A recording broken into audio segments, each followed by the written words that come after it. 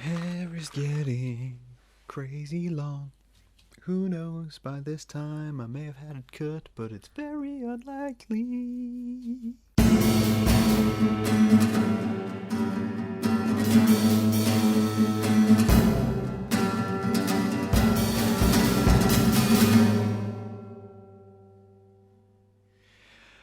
I haven't had a haircut or a beard trim since February 2020. Right now it's April 2021, which explains why I've gradually been getting fluffier. Throughout all these podcasts, I've just been gradually getting fluffier and fluffier and fluffier. And, I don't know. I don't. I'm in no rush to get my hair cut. Weird way to start this podcast. So, kids, how are you doing today? Yeah, I'm in no rush to get my hair cut. I think there was a weird moment where we went into the pandemic. And, we dived into the world which we know is today, post-COVID-19, or pre-COVID-19. No, during COVID-19. That's where we are. We're not post or pre at the moment. We're during. There's no presently. Presently, I was going to say there's no word which begins with P for it, so I couldn't alliterate. But presently COVID. Sounded like suddenly Seymour, but much more depressing. There was a dive in. People really went in on their hair and their facial and everything. They just, I knew guys who, first week of lockdown, like we started working from home, and first week from lockdown, they shaved their heads, and these were guys with short hair anyway. And I'm sat there like, what are you doing? Are you that worried? Like, you that worried that this is going to be a thing? And they full on just like, no, and gone. Everybody looking like eggs. It blows my mind. I decided to go the completely opposite direction. I decided to just gradually get fluffier until eventually I look like Robin Williams in Jumanji. And it's not that I'm aiming for that costume, but I'm not against it. So, Halloween 2021, if there's any costume parties going on, hit me up. Maybe I can get a little what year is this action going on, and we can really get down into the Jumanji of the situation to discuss, I don't know, whatever's going on. Jumanji holds up, by the way. I've realised this podcast has had no point. We're about a few minutes in, but we're already just completely, absolutely rambling. But why did I mention it? One, because I was playing with my hair at the very beginning of the episode, but also it means that it's been a year since I released a book. It's been a year since I put out into the world Potatropy, which is my Potato Boy graphic novel, and I'm not going to say that it was the harbinger of the apocalypse, but historically, perhaps I shouldn't put graphic novels out into the world, because I had a live event, first live event I've ever hosted, and I put out a graphic novel, and then a month later, we were all in a pandemic. Now, the correlation data does suggest that I am the problem, but I also feel like other things happened in that February which maybe we're just kind of ignoring, and we shouldn't be focused on the fact that, I didn't eat the bat, is what I'm saying, right? I didn't eat a bat. I don't think I need to kind of reason or say what happened there. It was just a thing. But back to the point. I released this book, and I had the book reviewed by a few people. I in a way, I didn't know what to do with it once I had it. I knew I wanted to make it, and I knew what I wanted it to be. But like with anything I create, I don't really know how to push it out to the wider world, because I don't know who wants to read it. Because in my head, despite having lovely viewers and listeners like yourselves, in my head, I'm like, who the hell's going to listen to me? And yet I keep going. I still keep creating content, as we covered in There Is No Timeline, previous podcast, episode 150. Now, I just keep kind of making things. So I didn't really know what I wanted to do with it. Didn't really know what I wanted to have it with. So I gave it to a couple of people, a couple of Bookstagram folk who reviewed it, and they loved it. And then I gave it to a book reviewer website, and they reviewed it, and I got a mix of kind of feedback from it, and I thought that was great, because it was really interesting to see how different mediums interpreted it. The Bookstagram people, a couple of them were my friends, so they're very much invested in me as an artist, as well as Potato Boy as a product, and Potatropy as a product. And whereas the other people were just strangers, essentially strangers approaching the work from very first glance, and that was the one I was more interested in, just to see how the wider world reacts to you shoving a graphic novel out there, which is all about a potato and the potatoey life that they live, as it were. If you don't know, that's what that book's all about. Actually, it's all about the origins of Potato Boy and why Potato Boy kind of came to be, and the ideas which formed him. But it was interesting because there was a line in the review which really stuck with me, and it really stuck to me like tar. It sat so oddly with me that I essentially ignored all the good things in the review for a brief moment. It was a couple of days before discussing it with a friend, and they talking through it, and I mentioned all these things, and they're like, "Well, what did they say was good about it?" And I was like, "Oh, yeah, I can't remember."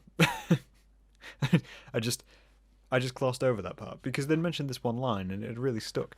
But they mentioned that there was no real point to Potatropy. There wasn't a particular story arc. There wasn't anything like that, which made it essentially kind of useless as a book, as a product, as an idea. And it's not the first time I've had that comment about my work.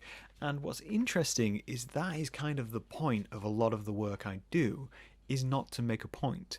A lot of the work I do is based around this idea of generating discussion, much like the podcast.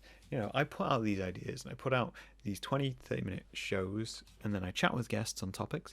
And it's not really even to just make a point or convince you of anything. It's literally just to open the discussion and make you consider the world around you. So when I create artwork and I create illustration and painting and all these kinds of things, I'm never really looking to have the final say.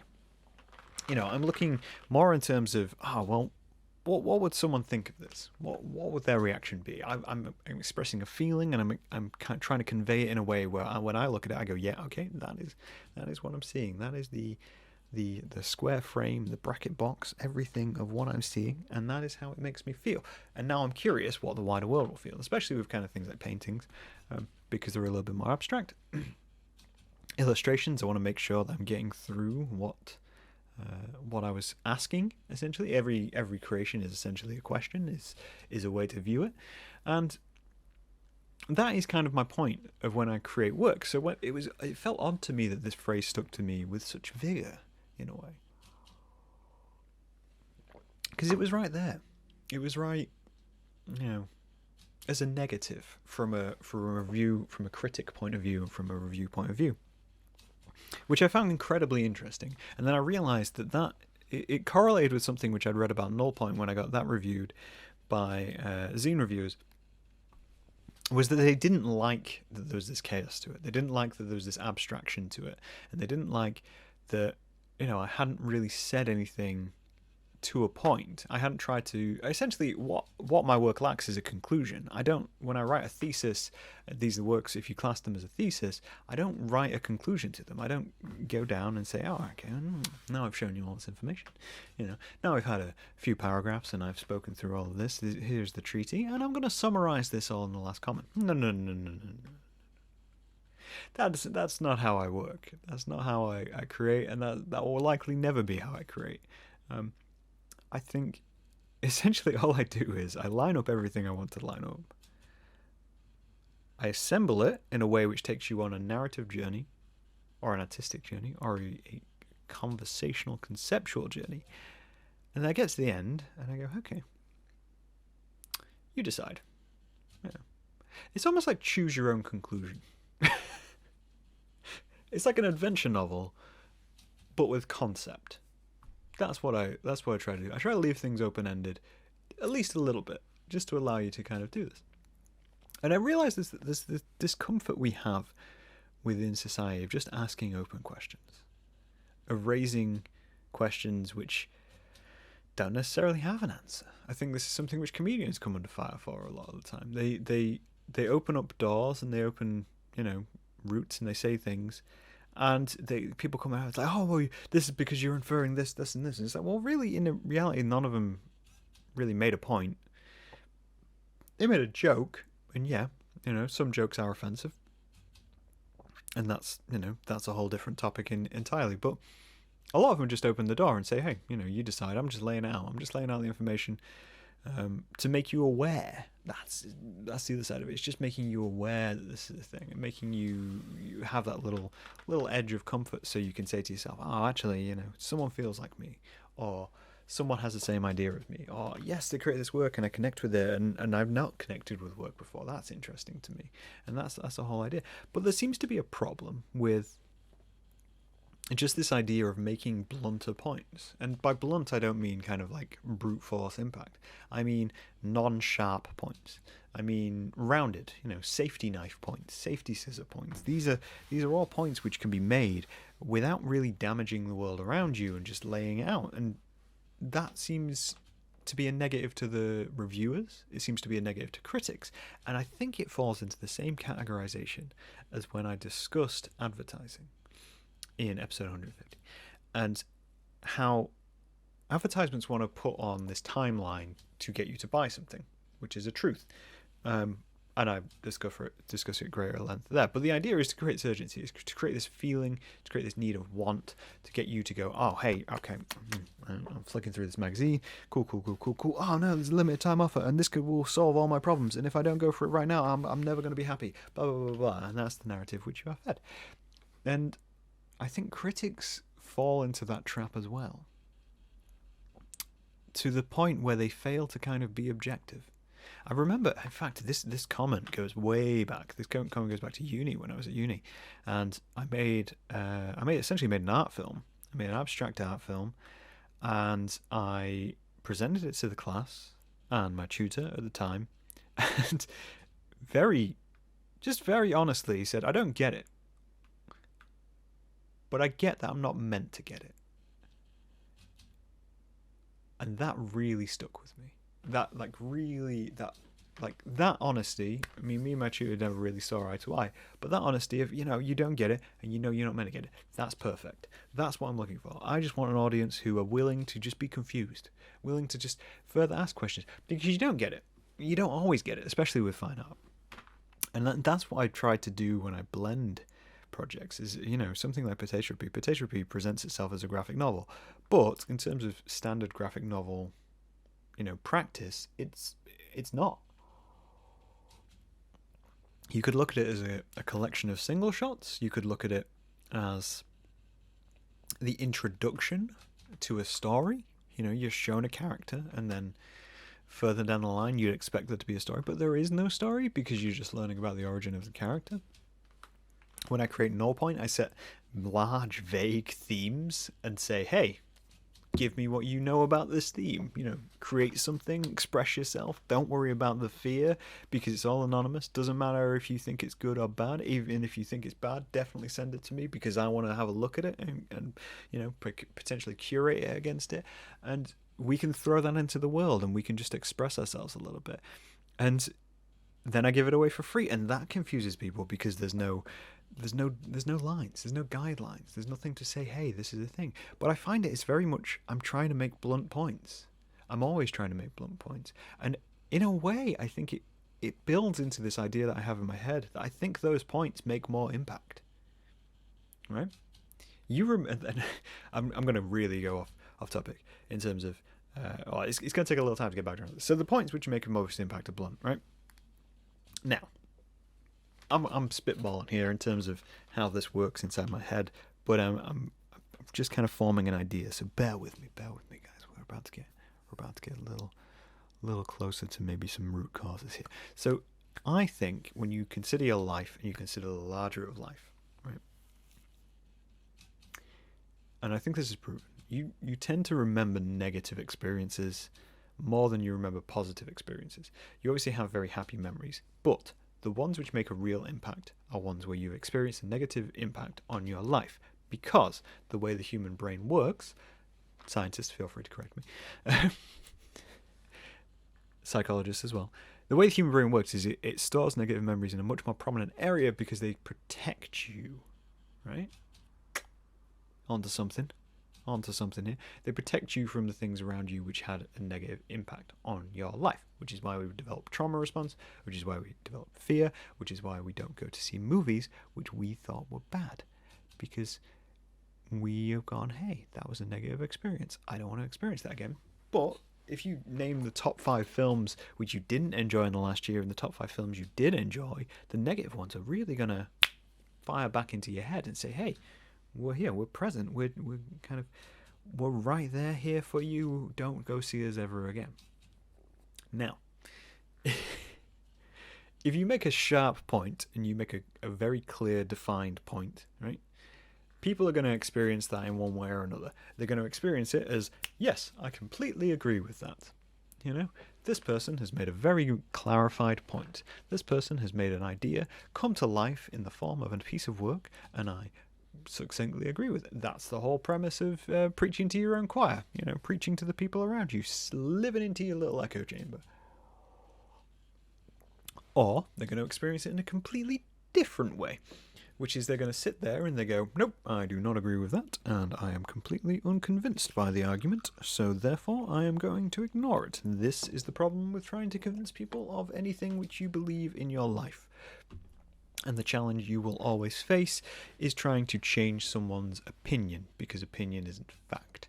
They base it on that, but it's also based on personal experience. So that's a very clear point. That's a very clear, defined, we're going to fire this arrow into... I don't know why I'm picturing archery throughout this. I feel like point automatically conjures these pictures of arrows hitting into targets. Now, so that's a very clear, defined arrow, okay? It's very much fired. Robin Hood arrowed his way through, and then someone else will fire back with their own, then straight into the old thing. Maybe even split the arrow, do the crafty little brave Robin Hood trick. That's the classic, okay? So, done it. You moved on. You've gone, right, avoid everything done by that person, or embrace everything done by that person, which means there's a very 1 and 0 cut and dry response to things which are happening, okay? Now, that's negative and that's positive. If you were to instead make a vague point, which would be more blunt, more rounded, perhaps using a small stone instead of a piece of metal on the end of your arrow, what you're going to do is you're going to fire that into the target. You're going to fire that out into the world, and what you're going to do is you're going to make an impact enough to get attention, enough to just make someone go, oh, what was that? A little thud. I haven't got anything which makes a good thud. A little thud says, oh, hey, what was that? Wasn't very impactful. Probably ignore it, but it was there. And your brain goes on a little high alert and goes, oh, that person makes impact every so often. That person sits there and, once in a while they will fire at the target. That's interesting. And they will be on the lookout for more of that. Because you haven't made a damaging point. You haven't attempted to stab anyone. You haven't done anything like that. You just made a little impact. Same with a knock on the door. Not breaking the door down, just knocking on it. Once in a while. Knocking on it, saying a little piece, walking away. Firing your blunt arrow at the target. Maybe it bounces off. Maybe it doesn't. Maybe you keep firing the arrow. Maybe you keep hitting the same mark every single time. And someone says, oh no, it's not a very effective arrow at all. But the more you do it, the more people will see it along the way, and more people will go, oh, that person does that. Until eventually, same with knocking on a door, eventually, either the target's going to break, the door's going to break, or the person who looks after the target in the door is going to take notice. Right? And I think that, as an artist, is kind of the crux of what I do. I do a lot. I do a lot of things. I absolutely deluge content ideas out into the world. And I never really think of it in terms of this is going to make a huge impact. I think of it more in terms of, a couple of people are going to like this. A couple of people are going to get it. A few people might see it along the way and question it. And the questioning it is what is going to make stick with them. The same with anything. It's the same with kind of doing my paintings and stuff. I never go full abstract. I never go full figurative. I'm always just in that middle. I'm right in the, right in the crease, as it were. But I think you can make so much more impact with blunt objects than anything else, even if you consider it in terms of kind of fighting or anything like that. You stab someone. I always seem to come back to stab, but if you stab someone up, that's going to make a lot of impact. It's going to make a lot of damage, and yeah, it's going to be very effective. But at the same time, people are going to take a lot of notice very soon, and they're likely going to try and shut you down. Now, if you got into a fight and you left a bruise, bit of blunt force, get a bruise will heal over time, but people will notice. People will notice that the people have been bruised. People will take stock of that and go, oh, well, that's something that's in there. And if you sustain enough bruises, same with anything, same you can apply this theory, this metaphor to anything in life. You want to topple something? Oh, well, one drip of water on that little metal strip, that's nothing. That's not going to affect anything. A few years down the line, rust sets in and the thing falls over. You're chiseling away at a wall. Oh, there's one of you just chiseling away at the wall. The wall seems impenetrable. I'm going to keep chipping away. I'm going to keep going and keep making that little blunt impact. And the way, if you do it this way as well, those who do want to tear you down struggle to tear you down because they don't know how to handle you. They don't know how to handle you being there and doing what you do.